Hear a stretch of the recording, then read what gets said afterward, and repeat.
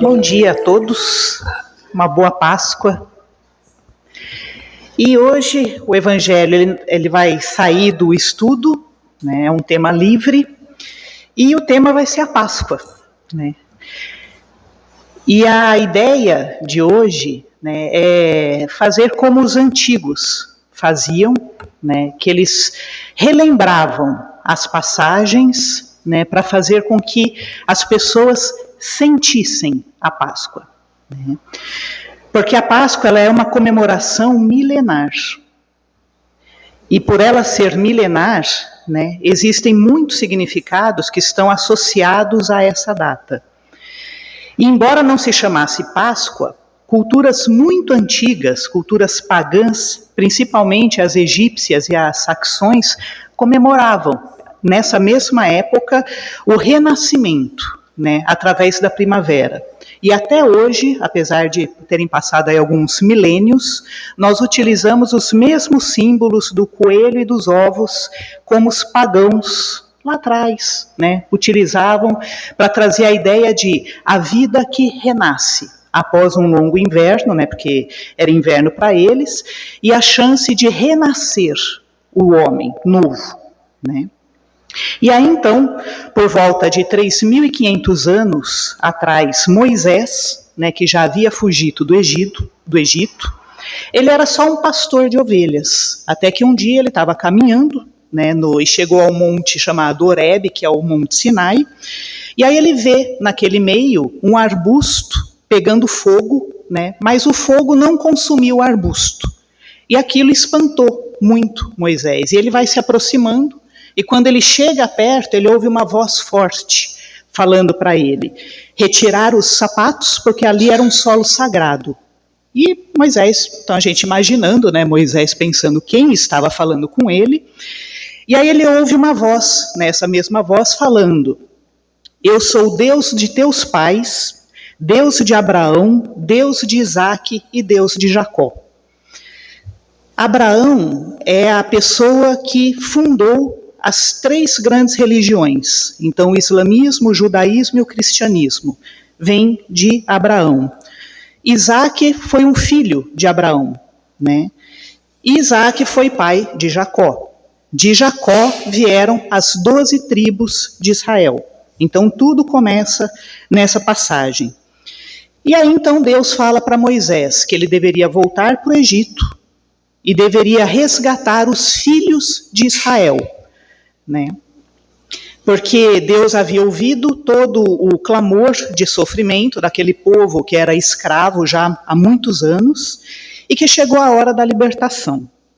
Então ele deveria sair de onde ele estava, voltar para o Egito, com o irmão dele como um apoio, Arão, para fazer esse processo. Aí a gente tem que lembrar que Moisés, ele era pertencente à família egípcia, real, né? Embora estivesse fugido. E aí ele fica meio inseguro, como todo ser humano, né? Sozinho, e ele pensa, ok, né? Se Deus falou, vamos fazer, né? Tem que ter um ato de fé.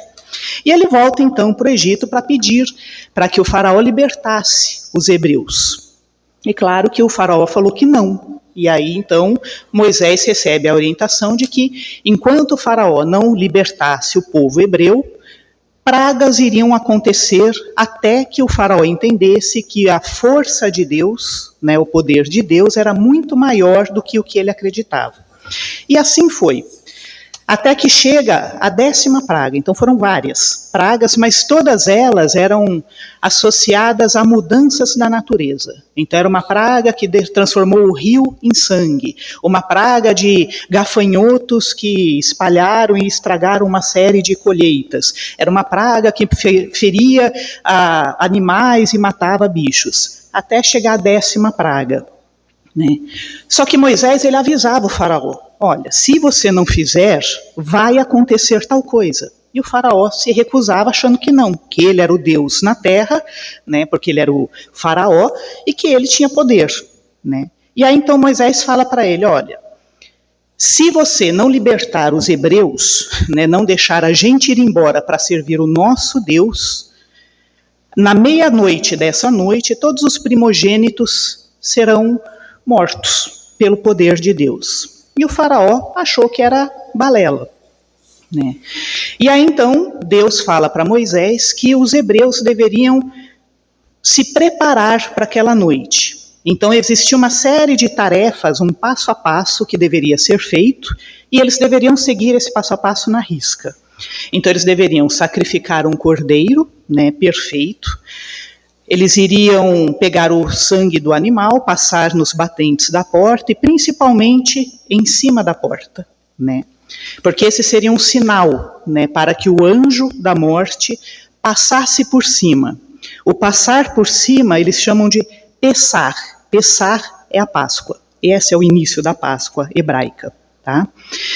E aí então eles deveriam comer aquela carne assada com ervas amargas, porque não era para ser bom, era para ser ruim, né? Era uma erva amarga. O pão, né, ázimo, e que eles deveriam estar após essa ceia prontos. Não haveria tempo, Deus falando para Moisés, não vai haver tempo de se preparar para vocês fugirem do Egito. Estejam prontos, com a sandália nos pés e com o cajado na mão, porque vocês vão ter que fugir nessa noite. E aí então Moisés não fala esse detalhe, né, para o faraó, e aí ele pede, o faraó nega, então eles fazem os ritos exatamente como receberam de orientação, e esperam, né? E aí, exatamente à meia-noite, começa a se ouvir gritos por toda a cidade, né? Porque essa é chamada a praga da morte dos primogênitos. E no livro Êxodo fala que o clamor do Egito era escutado em todos os lares que não eram hebreus, porque não havia um primogênito que estava com vida nesses lares. Para a cultura egípcia, o primogênito era o símbolo de continuidade da família. E era também o símbolo da força da nação egípcia. O filho do faraó era considerado o futuro Deus na terra, né? Ou seja, essa morte dos primogênitos foi um golpe direto na estrutura social, política e religiosa do Egito.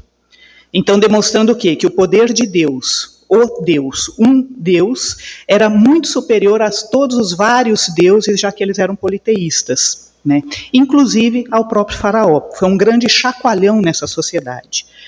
Nessa mesma noite, o faraó chama Moisés, ele está sofrendo muito porque o filho dele, né, de 10 anos, havia partido, e aí ele vira para Moisés e fala: levantai-vos, saí do meio do meu povo, tanto vós quanto os filhos de Israel, e ide servir ao Senhor como tendes dito, e manda todo mundo embora. E aí os hebreus tinham que estar prontos, e estavam, eles saíram correndo na mesma hora. E fugiram, começaram a fugir do Egito, levando aquilo que dava. E a única comida que eles tinham para levar era o pão ázimo, né? Que é o pão que eles falam que é o pão da humildade. Porque é o pão do processo que ele começa a ser feito, que é só farinha e água, porque daí eu fui pesquisar o que era o pão ázimo. Esse pão, ele é farinha e água, e do momento que você mistura os dois ingredientes até ele estar pronto, são 18 minutos. Porque era o tempo que eles tinham para, naquele dia, preparar de alimento. Eles não tinham tempo para fazer grandes comidas. E eles levaram, então, o que eles tinham, que era o pão, né? E aí, então, eles saíram correndo, né, apressados, porque eles tinham medo que o faraó mudasse de ideia.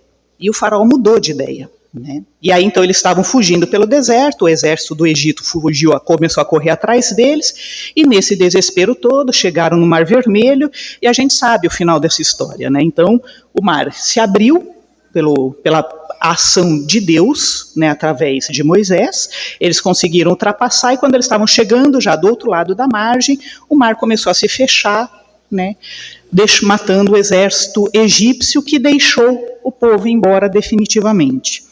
E aí, então, quando eles atravessaram, né, o Rio Jordão, eles chegariam à Terra Prometida. Claro que entre o Mar Vermelho até chegar o Rio Jordão levaram 40 anos, de muitas coisas que eles viveram nesse meio do caminho, mas que não cabe aqui no sentido Páscoa, tá? Então, a Páscoa, né, esse Pessar, é a base do judaísmo. Né? Então, toda Páscoa, eles se reúnem e eles relembram toda essa passagem num gesto de agradecimento, de gratidão a Deus pela libertação do povo deles. Até eles chegarem à Terra Prometida, eles eram considerados hebreus. A partir da Terra Prometida, viraram israelitas e judeus, né? Porque o israelita era uma das tribos do filho de Jacó, né?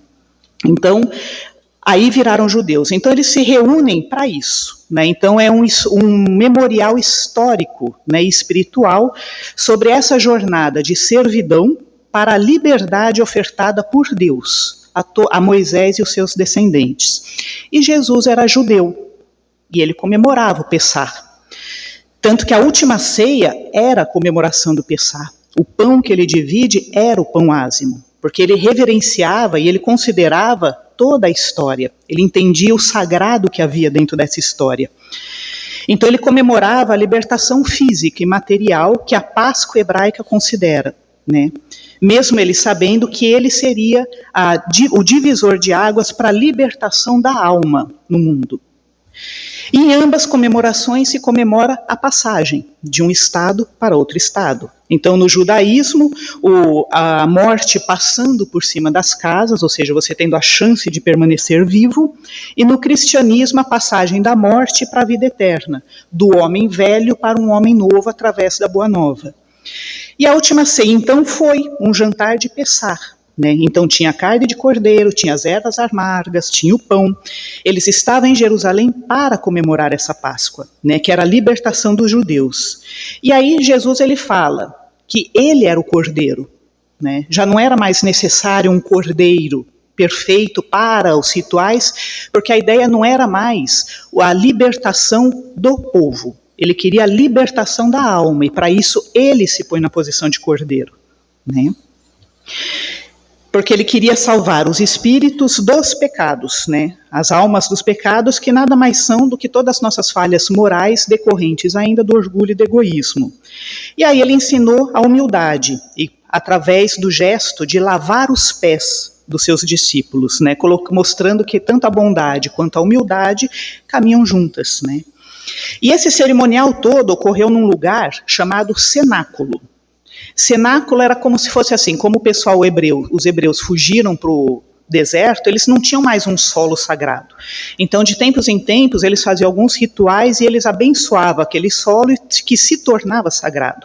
Então, o cenáculo seria um solo sagrado móvel, que eles faziam, eles arrumavam e construíam esse lugar. Então, o cenáculo deles, eles tinham pego a parte superior de uma casa, que era como se fosse um grande salão, tinham feito uma limpeza exaustiva e minuciosa, porque não poderia ter nenhum tipo de sujeira, e aí eles prepararam aquele ambiente com todos os ritos sagrados pela tradição hebraica. E aí isso virava o cenáculo. Então, eles estavam dentro desse local, que já era chamado cenáculo, para poder fazer até a Santa Ceia. E aí, durante essa ceia, Jesus olha para Judas, que aparentemente estava perto de Jesus, né? E Jesus fala para ele: o que você pretende fazer, faça-o depressa, né? Porque Jesus sabia o que ia acontecer. E Judas sai, e praticamente nenhum discípulo entendeu por que Judas saiu, né? Só sabia que ele tinha saído. Aí, após a ceia, né, Jesus segue para o Monte das Oliveiras com os discípulos. Aí ele entra no Getsemane com Pedro, Tiago e João para orar, que era um espaço sagrado também. Aí os três adormeceram, porque já estava meio noite, né? Eles dormiam muito cedo e acordavam muito cedo, né? E aí Jesus então vivencia toda a agonia, porque que precedia a barbárie que ele sabia que iria passar, né? E aí ele deixa de ser apenas o mestre que ensina, né, para ser o mestre que demonstra pela ação o sacrifício, já que ele se entregou voluntariamente, né? E Judas chega com a multidão, com fariseus e guardas romanos. Jesus olha para ele, e o detalhe, né, que o pessoal comenta muito nessa passagem da Bíblia, que Jesus olha para Judas e fala: amigo, aqui viestes. Ou seja, ele ainda está atribuindo a Judas a forma que ele vê Judas, como um amigo, como um irmão, né? Ou seja, não havia nenhum tipo de rancor, de mágoa, de ressentimento e nem sensação de traição, né? E aí Judas o beija, né, que é o gesto do beijo da traição, que era para identificar Jesus no meio daquele grupo de pessoas. E aí quando Pedro, que era o discípulo mais enérgico, né, percebe o que está acontecendo, ele tenta defender Jesus. E ele pega a espada e ele corta a orelha de um dos soldados romanos. E aí Jesus o repreende, falando: todos que lançam a mão da espada, pela espada morrerão. Né? Ou seja, ainda assim demonstrando com exemplo, com a atitude, que não era para si, a gente não deve reagir ao mal com o mal. Né? E aí Jesus então é levado para uma série de interrogatórios e julgamentos que foram apressados durante essa noite, porque a tradição daí judaica impedia que fossem feitos julgamentos fora da luz do dia. Então, o pessoal lá dá um jeito de fazer uma coisa meio que escondida durante essa noite. Né? Então, primeiro levam Jesus para a casa de Anás, né, que era um sumo sacerdote muito influente da época, e aí Anás pega Jesus e leva para Caifás, né, para o palácio de Caifás, que seria o sumo sacerdote-chefe de todos ali da região. E eles tinham que fazer, então eles já burlaram a regra, porque eles fizeram tudo isso de madrugada, coisa que não poderia. Mas eles tinham que ter uma acusação grave, que justificasse a morte de Jesus. E aí quando Caifás pergunta a Jesus se ele era o Messias, Jesus confirma que era. E aí Caifás então rasga as roupas de Jesus e o declara culpado por blasfêmia, porque blasfêmia era um crime que justificava a sentença de morte. Estava até falando hoje de manhã com o Eduardo, falando, gente, que barbárie, né? Enfim, né? Povo muito bárbaro mesmo. E aí esse processo foi feito com muita violência, no pátio do palácio de Caifás. E desse pátio, um pouco mais ao longe, estava Pedro, observando tudo o que estava acontecendo, porque era aberto os lugares, né? E aí algumas pessoas começam a questionar Pedro, se ele tinha amizade com Jesus. Aí ele fala, né, o galo canta a primeira vez, e ele fala que não conhecia Jesus. E aí o galo canta pela segunda vez, novamente ele rejeita, né? O galo canta pela terceira vez e ele nega. Só que quando o galo cantou pela terceira vez, Jesus do pátio, sendo machucado, ele olha em direção a Pedro, e os olhares dos dois se cruzam, logo após Pedro ter negado pela terceira vez. E essa fase, né, fala que Pedro então, quando ele vê o olhar de Jesus e ele ouve o galo e ele vê que ele tinha acabado de negar, ele lembra do que Jesus havia dito para ele, aí ele cai num pranto convulsivo e se afasta. Né? Eu fico imaginando, Jesus estava sendo agredido, estava num outro local, mas a percepção espiritual que esse ser tinha de perceber que longe daquele pátio, aquele discípulo, amigo que ele tanto amava, estava ali observando ele, estava acontecendo tudo aquilo que ele havia dito. Há um nível de consciência, que a gente tem uma pequena percepção. Né? E aí então, Jesus é levado para o Sinédrio, né? O Sinédrio era o local, o conselho superior dos judeus, e lá eles protocolam o crime então de blasfêmia, logo no raiar do dia. Isso na sexta-feira, né? Porém, eles não poderiam matar Jesus, porque eles não tinham poder para isso. Quem defendia, quem dava esse poder era Roma, né? Eles estavam subjugados a Roma. Então eles levam Jesus logo no início da manhã para Pilatos. E dizem que foi um crime de blasfêmia e que Pilatos tinha que fazer alguma coisa, né? E aí, então, Pilatos fala que ele via Jesus como um homem justo e pensava, eu não vejo por que fazer uma coisa desse tipo, até que, então, os fariseus começam a falar que Jesus se propagava rei dos judeus, e isso seria uma afronta ao imperador, a César, se Pilatos não fizesse alguma coisa. César iria saber e Pilatos seria, então, condenado por César. Pilatos era responsável pela região da Judéia, e aí ele soube que Jesus era galileu. Aí então ele fala, quem cuida da Galileia é Herodes, então levem Jesus para Herodes, eu não quero saber disso. E aí Jesus é levado para Herodes, Herodes começa a atormentar Jesus falando, faça um milagre, se você faz milagre, faça um milagre, eu quero ver, por diversão. E Jesus permanece quieto. Né? E aí Herodes então o veste com uma túnica brilhante para ridicularizá-lo e o mandou de volta para Pilatos, do tipo, ele foi preso na sua região, então resolva você o problema. E Pilatos interroga e novamente ele fala, eu não vejo crime nenhum nesse homem. Né? Para ele Jesus ou era um filósofo excêntrico ou era um líder religioso inofensivo, porque ele não tinha armas. Né? E aí os membros começaram a ameaçar Pilatos, dizendo, olha, César já não gosta de você. E era verdade, César não gostava de Pilatos, porque Pilatos já tinha feito muitas atrocidades contra o povo e que chegavam a César. E César não gostava do jeito que Pilatos administrava a região dele. E aí então Pilatos fica preocupado e pensa, se acontecer de um rebelde, né, que o povo judeu está querendo, né, decidiu por eles a morte, se eu não executar isso, eles vão falar que eu estou tramando contra César. E aí ele fica preocupado. E mesmo assim, nessa situação difícil, né, existia então esse lado, só que tinha um outro lado, né? A mulher de Pilatos, Cláudia, né, ela tinha tido um sonho. E ela chega para Pilatos e fala, não te envolvas com este justo, porque hoje eu sofri muito em sonho por causa dele. Os sonhos, para os romanos, eram algo muito sagrado, porque para eles era como se as divindades falassem com eles através dos sonhos. Então seria um sonho premonitório. Então, de um lado tinha a população pressionando Pilatos por uma ação política, e do outro lado ele tinha as crenças nas divindades dele de que ele não deveria agir desse jeito, porque a esposa dele havia dito, porque ela havia sonhado. E aí ele tenta 3 vezes libertar Jesus, Pilatos. A primeira foi mandando ele para Herodes, achando que Herodes poderia libertar. A segunda, ele entregou Jesus para um açoite, né, flagelando ele severamente, acreditando que se a população visse ele humilhado e machucado, iriam libertar ele, coisa que não aconteceu. E a terceira, ele pede então para que o povo escolha entre Jesus e Barrabás, porque Barrabás era um bandido muito odiado pela população, e a população escolheu Barrabás. Enfim. E aí então Pilatos ele lava as mãos dizendo, eu sou inocente do sangue desse justo. Né? Então Pilatos, a figura dele simboliza a omissão e o sacrifício da justiça em conveniência política pública, né?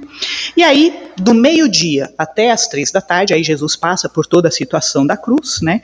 Do meio-dia até as 3 da tarde, naquela sexta-feira, diz, né, conforme está no Evangelho, que o céu ficou escuro, e isso já foi interpretado como um sinal divino, 3 horas de escuridão.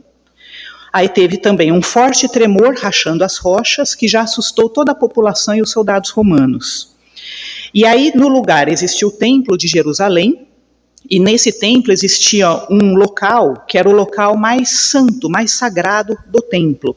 E nesse local havia um véu enorme que ficava do teto até o chão. E aí eles falaram que nesse período esse tecido rasgou do teto ao chão, né, mostrando que aquele local que era sagrado e somente os judeus, os sacerdotes judeus entravam, quando rasgou esse véu era como se fosse o simbolismo de que agora o local santo era para todas as pessoas, não haveria mais distinções e nem separações. Né? E o povo ficou muito assustado, e os soldados romanos ficaram muito assustados, e virou uma grande confusão. Um dos oficiais romanos, que foi responsável pela execução de Jesus, fala, né, verdadeiramente este era o Filho de Deus, né? E foi o primeiro reconhecimento de Jesus vindo de um pagão após a morte de Jesus. E os líderes do Sinédrio, né, os fariseus, ficaram com medo, né? E aí pediram então para que Pilatos deixassem 2 guardas de prontidão para que ninguém roubasse o corpo de Jesus. Aliás, José de Arimateia, que era um homem muito rico e era um senador e membro do Sinédrio, doou um sepulcro novo, né, para o corpo de Jesus. E Nicodemos, que também era um dos líderes judeus mais influentes do Sinédrio, levou 34 quilos de especiarias, que era mirra e aloé, para purificar e embalsamar o corpo de Jesus. Essa quantidade, 34 quilos, era usada somente para funerais de reis. Né? O que significava que tanto para Nicodemos quanto para José de Arimateia, eles reconsideravam Jesus como rei dos reis. Né? E os dois colocaram a vida deles, política e religiosa, de lado, né, foram os 2 grandes, vamos dizer assim, os 2 grandes judeus que se converteram ao cristianismo, né? Eles foram destituídos dos cargos, foram expulsos e tudo mais. E eles não se importavam mais, porque desse momento em diante eles seguiam definitivamente Jesus, né? E para os discípulos, a morte de Jesus foi uma sensação de derrota, né? Naquela sexta-feira eles ficaram extremamente abalados, né? E aí eles se esconderam com medo, né, de serem presos e mortos. E ficaram escondidos sexta, o resto do dia, e sábado, o dia todo. Com dúvidas, inseguranças e muito medos, até chegar o domingo, né? Maria Madalena, Maria, mãe de Tiago e Salomé foram ao túmulo de Jesus, levando perfumes e especiarias para terminar o embalsamento do corpo. E estavam conversando como que elas iam fazer para rolar aquela pedra, né, do sepulcro. Porque aquela pedra, ela pesava em torno de 1 a 2 toneladas. Né? E normalmente usavam de 15 a 20 homens para colocar a pedra no lugar. Então, como que elas? 3 mulheres iriam tirar aquela pedra para cuidar do corpo de Jesus. Só que daí elas chegam lá no túmulo, ela vê os 2 guardas caídos no chão, um de cada lado, paralisados, tremendo, em estado de choque. Né? E a pedra aberta. E aí, com muita dificuldade, ela tenta tirar deles, né, o que aconteceu, e eles falam que um anjo tinha aparecido e o anjo tinha uma aparência de relâmpago, e aí a pedra abriu. Eu fico imaginando a cena, deve ter sido muito impressionante isso. Aí quando elas entram no túmulo, elas encontram um anjo, e o anjo diz: não temais, sei que buscais Jesus que foi crucificado, ele não está aqui porque já ressuscitou. Elas ficam apavoradas com a situação, mas elas saem correndo para buscar Pedro e Tiago. E ao retornar ao jardim e chorar, Maria Madalena encontra o homem. Ela pensa que era o jardineiro daquele jardim, e ela nem olha muito para a cara dele, aí até ele fala Maria. E aí ela reconheceu a voz de Jesus. Então, a primeira pessoa que Jesus encontra após ser ressuscitado foi Maria Madalena. E aí Pedro e João, então, ouviram, né, de Maria Madalena, eles correram para o sepulcro e chegaram lá e viram que os lençóis de linho que cobriam o corpo estavam lá, e que o lenço que cobria a cabeça de Jesus estava dobrado ao lado. E aí a notícia de ressurreição se espalhou, porque se fosse um roubo de corpo, teriam roubado tudo, não teriam deixado esses tecidos lá. E alguns discípulos acreditaram, a maioria, menos Tomé, que não. E aí, daquele mesmo domingo à tarde, 2 seguidores de Jesus estavam caminhando na estrada a sentido da cidade chamada Emaús e estavam conversando sobre tudo o que tinha acontecido, sobre o julgamento, a violência, a morte, e questionando, será que Jesus ressuscitou? Né? Estava tendo um burburinho, né? E aí aparece um terceiro viajante que eles não reconhecem, vão caminhando junto. Esse terceiro viajante pergunta, né, do que eles estavam falando. Aí eles começam, como você não soube, né, Jesus, e começa a contar. E aí então esse terceiro viajante começa então a falar sobre as Escrituras. E aí ele fala sobre os livros de Moisés e fala sobre todas as profecias que haviam no livro de Moisés que deveriam ser cumpridas para que o Messias fosse reconhecido. Ou seja, o Messias deveria passar por todas as violências porque isso estava no livro que eles consideravam, né, sagrado. E conforme esse terceira pessoa falava, os outros se sentiam estranhos ouvindo aquilo tudo, mas eles ainda não haviam reconhecido que era Jesus. E aí quando começa a chegar o final da tarde, eles falam para esse terceiro viajante, olha, vai escurecer, jante com a gente. Né? E aí ele aceita, então eles sentam, o viajante toma o pão, dá graças e parte o pão entregando a eles. Nessa hora que Jesus parte o pão e entregam, os 2 reconhecem Jesus e ficam assim, extremamente felizes de estarem cara a cara com Jesus, e Jesus desaparece na frente deles. E aí eles entendem que Jesus havia ressuscitado e ficaram tão encantados que eles falaram, a gente precisa falar para os discípulos, vamos voltar para Jerusalém. E saem correndo, né, e levariam um bom tempo até chegar, porque eles tinham que contar essa boa nova. Enquanto isso, lá no cenáculo, estavam todos os discípulos lá trancados, exceto Tomé, né? E há um pequeno detalhe, né? Essa parte de Emaús é muito importante para o Evangelho, porque mostra que o Evangelho de Jesus foi reconhecido pela palavra de Jesus e pela ação de Jesus, e não porque Jesus era Jesus.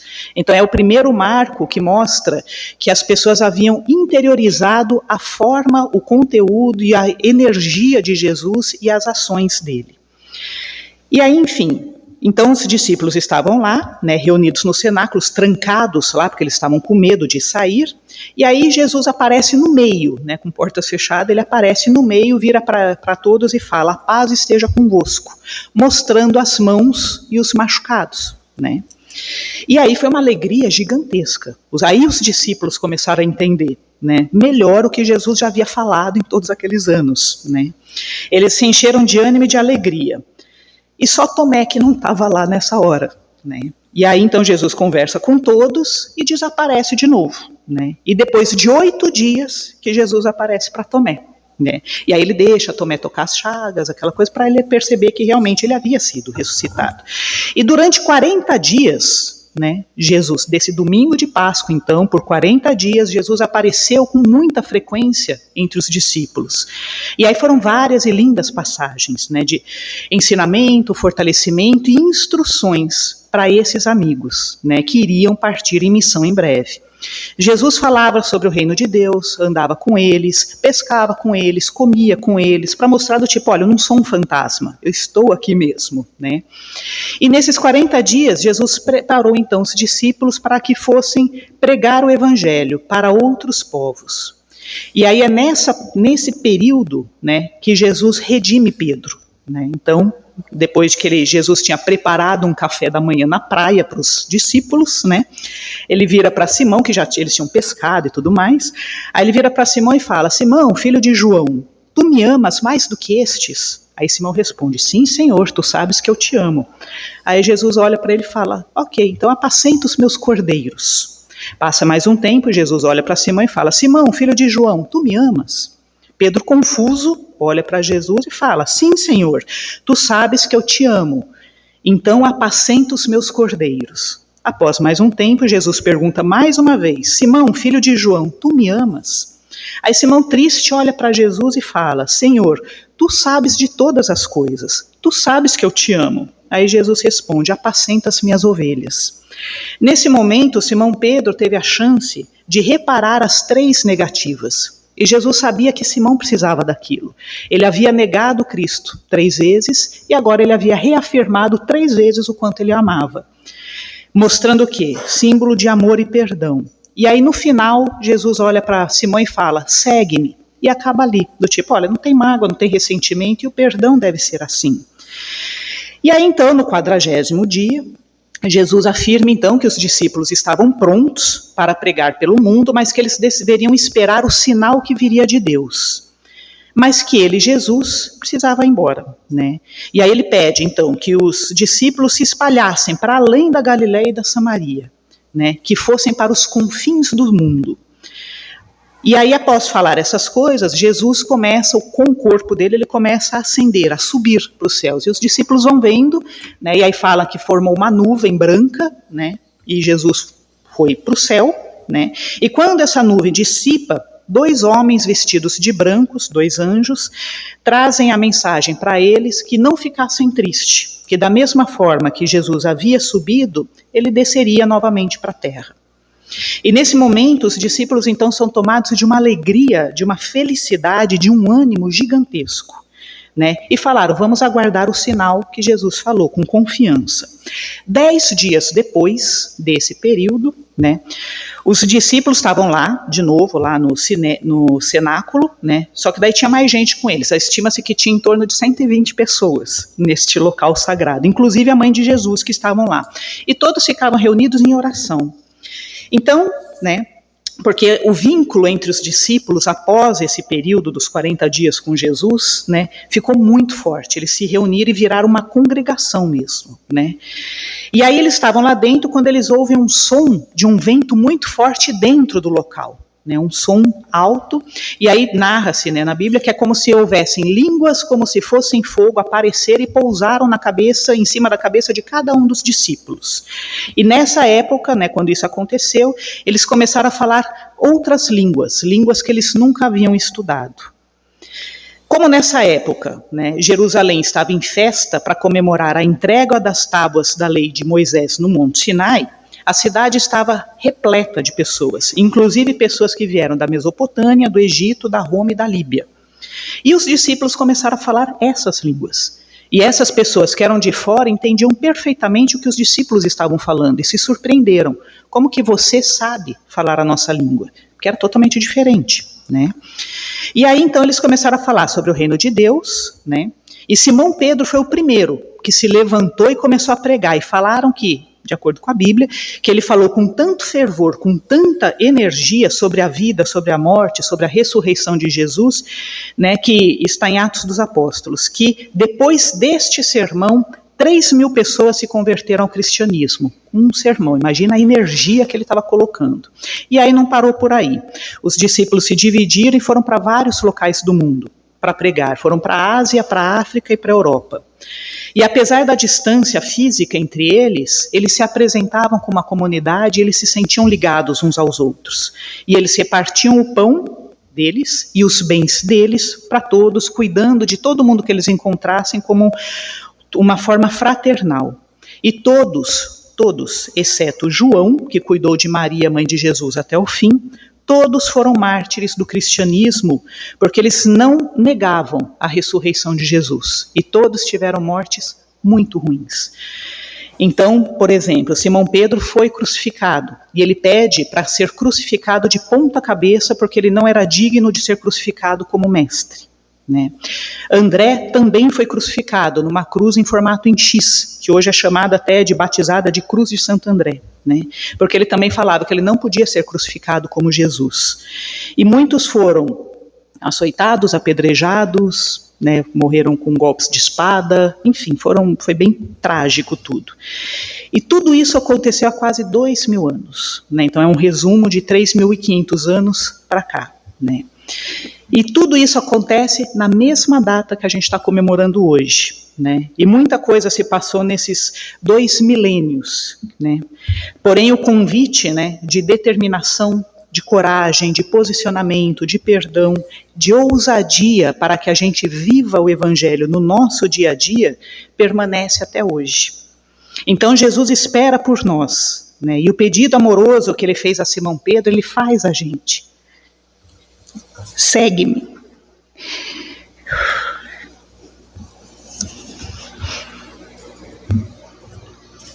Então, eu estava pensando, né?